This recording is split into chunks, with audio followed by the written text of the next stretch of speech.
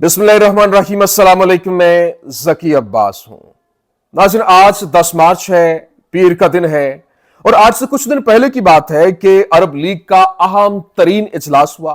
और इस इजलास के अंदर मिस्र की जानिब से गजा प्लान जो है वो पेश किया गया, जिसके अंदर गजा की तामीर नौ को लेकर 53 अरब डॉलर जो है उसका ये प्लान तरतीब दिया गया, जिसको बाकायदा तौर पर अरब लीडरशिप की जानिब से एंडोर्स किया गया। इस प्लान को मंजूर कर लिया गया और पूरी दुनिया के अंदर इसकी एंडोर्समेंट आना शुरू हो गई, मां सिवाय अमेरिका के। क्यों? क्योंकि अमेरिका की जानिब से इसकी खुलकर मुखालफत की गई। ट्रंप ने इस प्लान के ऊपर अमल दरामद करने से इनकार कर दिया और इस हवाले से उसने कहा कि यह प्लान जो है वो मंजूर नहीं है। क्यों? क्योंकि ट्रंप की जानिब से पहले गजा को लेकर अपना एक प्लान पेश किया गया था, जिसमें गजा की तामीर नौ तो होना थी, गजा को एक दुनिया का एक यूं कह लें कि एडवांस तरीन जो शहर है वो बनाना था, जिसमें रेस्टोरेंट्स हों, जिसमें रिजॉर्ट बने, जिसमें साइट डेवलप हों, जिसमें बड़ी बड़ी बिल्डिंग्स हों, जिसमें होटल्स हों। लेकिन ये उसका प्लान था जिसको रिजेक्ट कर दिया गया था अरब लीडरशिप की जानिब से भी और पूरी दुनिया की जानिब से।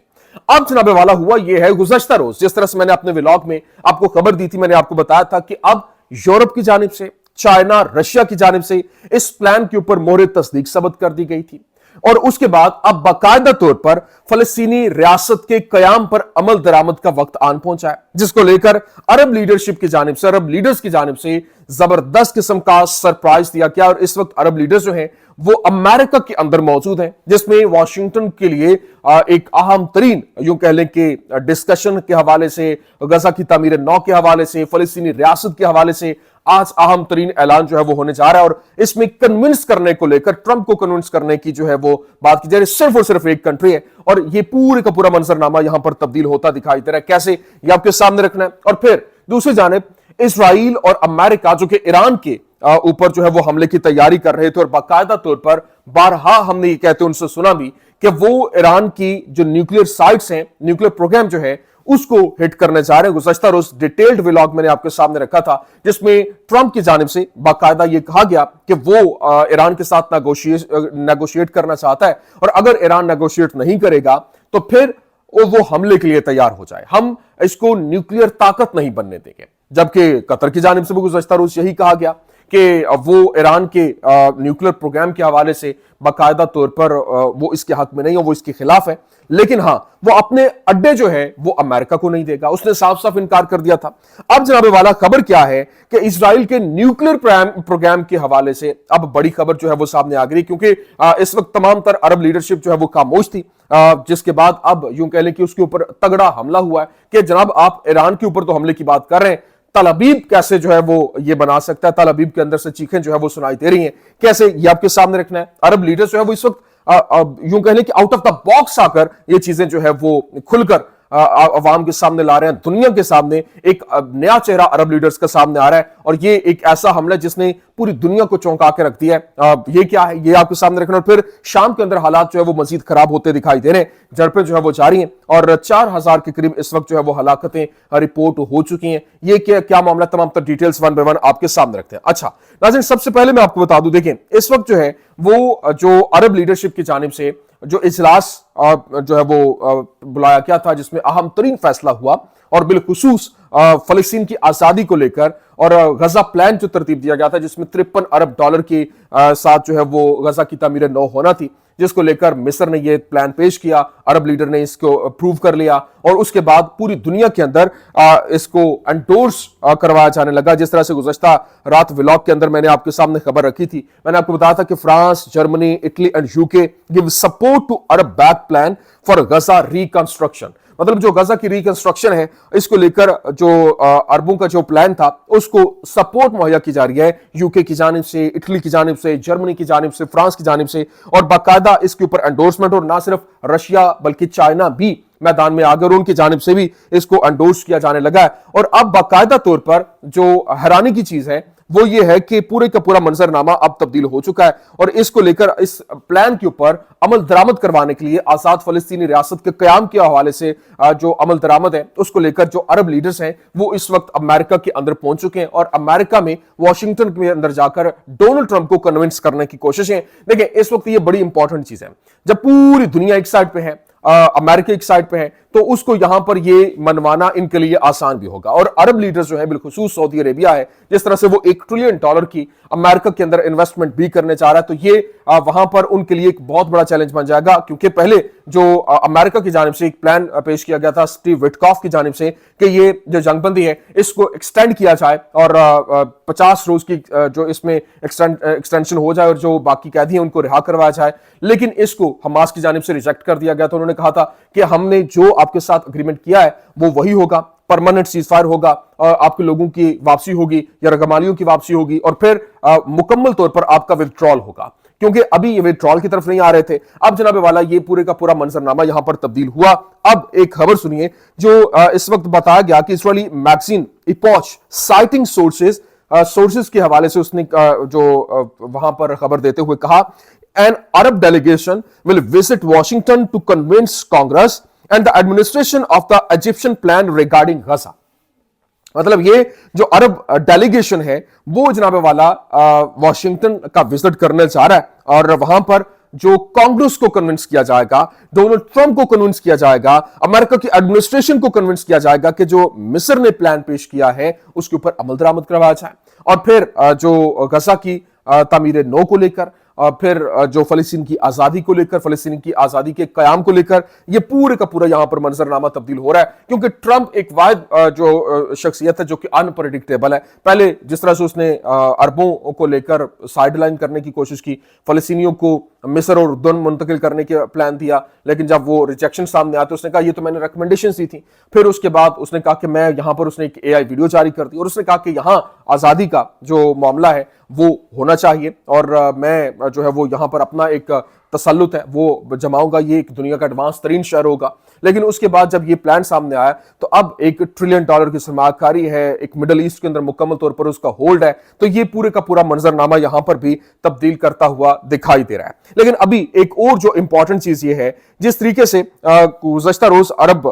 لیڈرشپ کی جانب سے ایک اہم ترین سوال جو ہے وہ اٹھایا گیا, اور قطر کی جانب سے باقاعدہ طور پر یہ کہا گیا تھا کہ اب جو ایران ہے وہ جو اس کی نیوکلیر پلان ہے اس کے وہ خلاف ہے. جس طرح سے قطر نے کہا کہ وہ یار against Iran having nuclear weapons, اس نے کہا کہ ہم ایران کے پاس نیوکلیر ویپنز ہونے کے خلاف ہیں, اور باقاعدہ اس نے یہ بھی کہا کہ ایسا نہیں ہو سکتا ہے. قطری وزیر اعظم شیخ محمد بن عبد الرحمن الثانی نے ایرانی جوہری تنصیبات پر حملے کی سختی سے مخالفت کرتے ہوئے تباہ کن نتائج سے خبردار کیا. اس نے کہا کہ ایران پر حملہ ایک علاقائی تباہی ہوگی اور اس سے خلیج میں بڑے پیمانے پر استحکام کو خطرہ ہوگا, اور خاص تشویش اس نے کہا بوشہر جیسی تنصیبات پر حملہ جو ہے وہ خلیج فارس میں تابکار آلودگی کا سبب بن سکتا ہے, جو سمندری پانی کو صاف کرنے والے پلانٹس کو تباہ کر سکتا ہے اور پینے کے پانی کی فراہمی کو بھی خطرہ بنا سکتا ہے. قطر نے خطے کے کشیدگی سے بچنے کے لیے سفارتکاری کا مطالبہ کیا. امریکہ کو صاف انکار کیا کہ وہ اپنے اڈے جو ہے وہ ایران کے اوپر حملے کے لیے آپ کو پرووائڈ نہیں کر سکتا. لیکن اب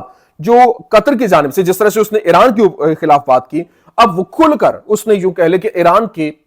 بعد اب اسرائیل کے نیوکلیر پروگرام کے اوپر بھی سوال کھڑا کر دیا, اور یوں کہہ لے کہ حملے کے مترادف ہے. جس طرح سے اس نے کہا کہ ہم ہمیشہ جو ہے وہ ایران کی نیوکلیر ویپن کی آپ بات کرتے ہیں, جو اسرائیل ہے ہمیں تو اس کا مقابلہ کرنا چاہیے, کیونکہ خطے کے اندر مڈل ایسٹ میں اگر نیوکلیر ویپن آ چکے ہیں, اور وہ جس طرح سے 1 سال اور 5 مہینے میں ہم نے دیکھا کہ اسرائیل کی جانب سے فلسطین کے اوپر جس طرح سے بمباری کی گئی, جس طرح حالات پیدا کیے گئے, وہ سب کے سامنے اب پورے کا پورا منظرنامہ تیزی کے ساتھ تبدیل ہو رہا ہے. عرب لیڈرز جو ہے وہ کھڑے ہو رہے ہیں, اور اب اس کی جانب سے کہا گیا کہ جو IAEA جو ہے, جو باقاعدہ طور پر انسپیکشن کرتی ہے اس پوری کی پوری جو انٹرنیشنل اٹامک انرجی ایجنسی جو ہے وہ باقاعدہ طور پر ایک چیک اینڈ بیلنس رکھتی ہے. اس نے کہا کہ ایران کے اوپر تو آپ آ کے سارے کا سارا چیک اینڈ بیلنس رکھ رہے ہیں, اسرائیل کے اوپر آپ کیوں نہیں رکھ رہے؟ ہمیں رپورٹ پیش کی جائے, بتایا جائے کہ اسرائیل کے پاس کیا کوئی نیوکلیر ویپن ہے, یا اگر ہے تو وہ نیوکلیر پروگرام, نیوکلیر بوم جو رکھنے کی بات ہو رہی ہے تو وہ بھی بتایا جائے. اب اس حوالے سے جو خبر سنیے, خبر کیا ہے کہ قطر calls for IAEA inspection of all Israeli nuclear sites, مطلب جتنے بھی نیوکلیر سائٹس ہیں اسرائیل کی اس تمام کی انسپیکشن کی جائے. IAEA سے مطالبہ کیا گیا کہ آئیں اور آ کر ہمیں بتائیں کہ اسرائیل کے پاس کیا کوئی نیوکلیئر ویپن ہے, کیونکہ اس نے کہا کہ ایران جو ہے, ایران نے پورے کا پورا منظرنامہ یہاں پر تبدیل کر دیا, وہ اپنے جو الائے ہیں ان کے ساتھ آگے بڑھتا دکھائی دے رہا ہے. عرب لیڈرشپ کے درمیان اس کو لے کر ایک اعتماد کی فضا جو ہے وہ پیدا ہو چکی ہے. اب اس وجہ سے اس کے خلاف, ایران کے خلاف وہ اڈے دینے سے انکاری ہیں, اور دوسری طرف جو اسرائیل ہے اس کے نیوکلیئر پروگرام کو روکنے کے حوالے سے, اس کے جو وہ نیوکلیئر ویپن بنانے کے حوالے سے, اور اس کے نیوکلیئر سائٹس کو لے کر پورے کا پورا ایک یوں کہہ لیں کہ